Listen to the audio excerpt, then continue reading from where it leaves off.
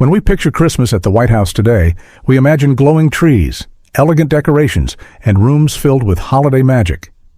But it didn't always look like that. In the early 1800s, White House Christmases were actually very quiet. They were private family moments, not big public events.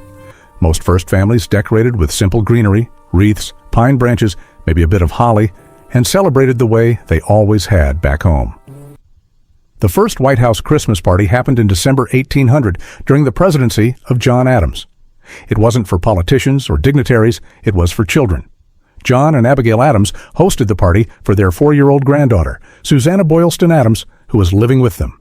They invited government officials and their children, turning the White House into a place of laughter and play, at least for one night. One of the most memorable early Christmas celebrations happened in 1835 during Andrew Jackson's presidency.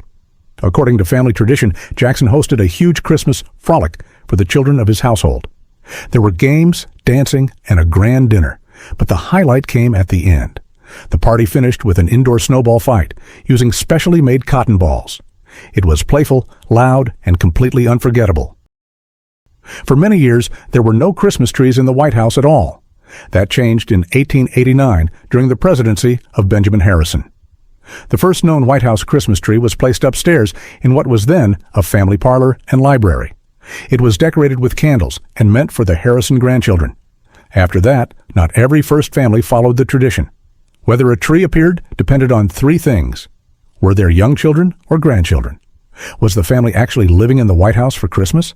And did they traditionally celebrate with a tree? At first, Christmas trees were lit with real candles, which was risky but common at the time. The first electric lights on a White House family tree appeared in 1894 during Grover Cleveland's presidency.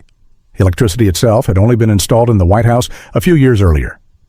In 1912, the first Christmas tree was placed in the Blue Room, a tradition that would later become iconic. Interestingly, President William Howard Taft and First Lady Helen Taft were away on a trip to Panama. The tree was actually a surprise for visiting children, 7 young cousins staying at the White House. During Franklin D. Roosevelt's presidency, Christmas remained deeply personal. According to longtime White House butler Alonzo Fields, the Roosevelt family insisted on a candlelit tree in the East Hall, despite the fire risk. One of their most cherished traditions was the president reading Charles Dickens' A Christmas Carol aloud.